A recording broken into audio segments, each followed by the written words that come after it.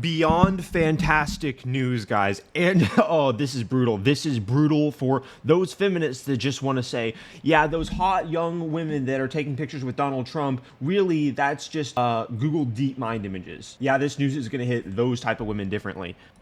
Uh-oh. Crisis for the Matrix. Tristan Tate tweets, the MSM will not cover this. And he's right for the most part. They're not covering this. But Andrew Tate has been embroiled in this case for multiple years, depending on if you're on the side of the internet that cares about truth and understands the false flag attacks and the psyops and the Matrix attacks, or if you're on the side of the internet that, thinks men can get pregnant. Whichever side of the internet that you're on, you're aware of what's been going on and the fact that Andrew Tate has been in the center of this for almost 2 years now. So I'm going to be analyzing what we know and this news release that is actually being covered by some of the MSM. The supposed victims that are supposed to have been trafficked or otherwise illegally mistreated by Andrew Tate have come out in court saying they are not victims and they wish to remove themselves from the case. A complete disaster. Imagine if you're accused of something, you go to court, and the person that accuses you says, you know what, actually they're innocent and this is all made up. It begs the question, who is trying to do this? And again, depending on what side of the internet you're on, you know what the answer is. And depending on if you're on the other side of the internet, even asking the question enrages you and causes you to break out in hives where you're like, oh my gosh, this is the reason why I took so many booster vaccines. We all know. We know you're triple jabbed. You think billionaires are the reason that you're poor. And yes, going to the gym and getting in shape is considered racist. But back in February 2024, the last preliminary hearing, a victim has also told the judge that she does not want to be labeled as victims in the file. So the case file is where they aggregate evidence, right? This makes 3 women who no longer want to be labeled as victims. These women have declared to the judge, through legal advisors and lawyers, that they do not want to be a part of the case and not be labeled as victims. Now, I want to explain a concept here which is going to be difficult to grasp for some. That is that it is more embarrassing, more humiliating, and more worrying to the people that are trying to get Tate locked up in jail that the women would come out and say this. That's even more threatening than them actually being labeled as victims in the case. Let me explain why. Because most of the public understands what's going on here. Most of the public who isn't stricken with resentment and, they're not 48-year-old women that are single, childless, and alone in single-bedroom apartments drinking $12 wine saying Andrew Tate is a loser as he drives a car that's worth more than I could sell my internal organs for. If you're not one of those people tweeting away on your anonymous account, Andrew Tate's a loser, it's clear that the case was really never coherent and never had the necessary components to put him in jail.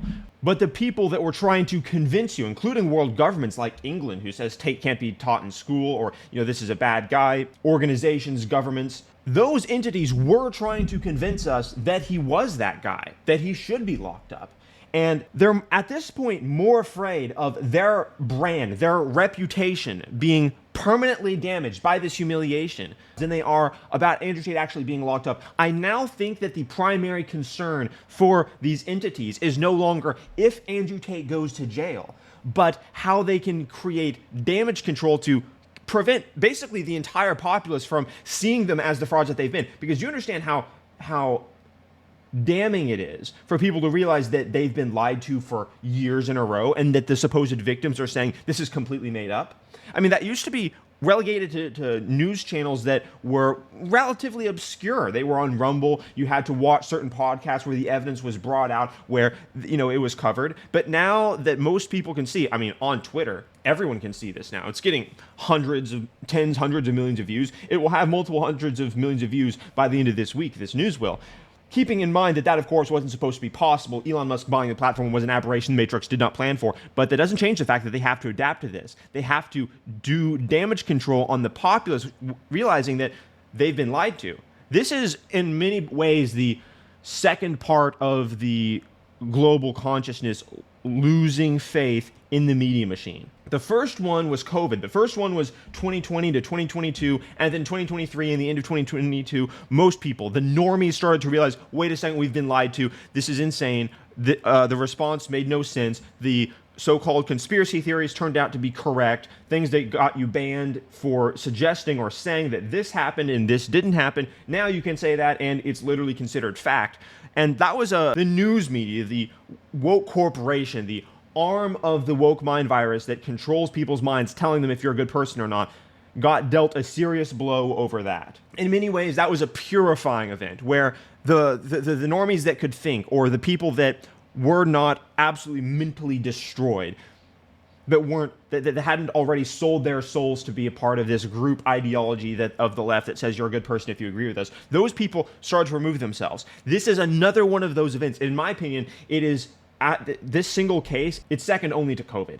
It's that important. It's that huge. Because everyone's heard this man's name. Everyone has heard what he's been accused of. And for the case to completely fall apart says so much more than Andrew Tate's innocent. It says there are entities that are willing to lie to you. They have business lying to you. They are diametrically opposed to the truth. They're not just lying. They're saying the opposite of what's true. And they're doing it in cahoots with a narrative that is overtly anti-masculine, anti-objective, anti-reality, anti-accountability, anti-meritocracy, anti-individual. And when people start recognizing that, even if they recognize only two of those things, like, oh, they're printing headlines about how men are toxic, that's weird. And also, they tend to be very socialist. If you only recognize they're anti-meritocratic and anti-men, that's enough. You realize, you see through their lies, and you recognize, oh, wait a second. They're not trying to tell me the truth. They're just trying to get me to be a sheep, be a pawn. Now, this is deeply, and I mean deeply enraging to those freak anon accounts that just post every single day. I mean, there are actual people, human beings that wake up every day and still tweet, Andrew Tate is guilty of this, this, and this. I can only imagine that, like I said, they are single, childless women.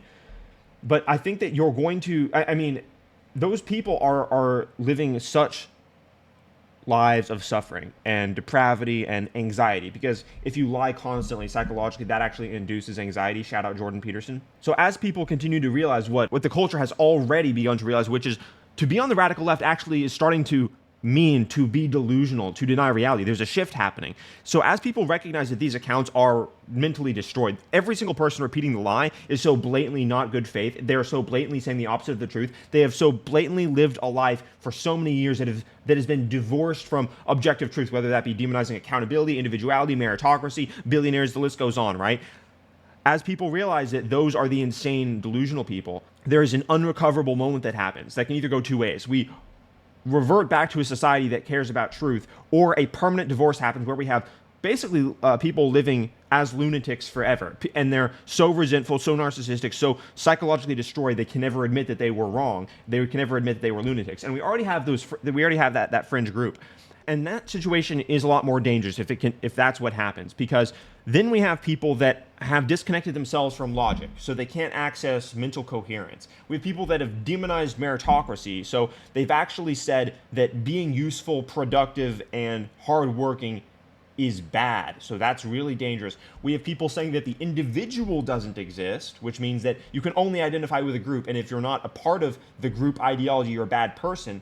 And since they deny individuality, they don't believe that people exist. So that's obviously self-evidently dangerous. And so this is the road that we could be going down, where we have a segment of the population that hates reality, hates meritocracy, hates individuality, hates rationality, and doesn't believe that any person they disagree with is a human. This is the only coping mechanism if you're not going to admit that you're wrong, if you're not going to admit that you were blatantly lying the entire time. And that's what I'm worried about, is we're entering a new era where truth itself is labeled oppression. They're no longer saying you're a bad person if you believe X, Y, or Z. They're saying you're a bad person if you use logic, reason, rationality to vet ideas. So this is going to be very, very interesting to see people cope with this. People have, dive deeper into their own mental debauchery, basically. And to have people possibly admit. Some people will come out and admit that they did lie. Some people will come out and admit that they lied, but they don't care that they lied. We saw H3 do that recently in the 3-hour-long analysis that I did of his debate with Fresh and Fit, where at a point he said, I admit that Andrew Tate is not a sex trafficker. That was a watershed moment, but the thing is words to people like that are as destroyed as someone that far down the rabbit hole on the left is, words don't really have any meaning to them because truth has no meaning. So they've already demonized truth, and that, again, is in keeping with what I just described. So the facts are out now. Basically, everyone is aware of the fact that these men are innocent, and the only people now repeating the lie that he's not are revealed, exposed as being bad faith deformities from the start.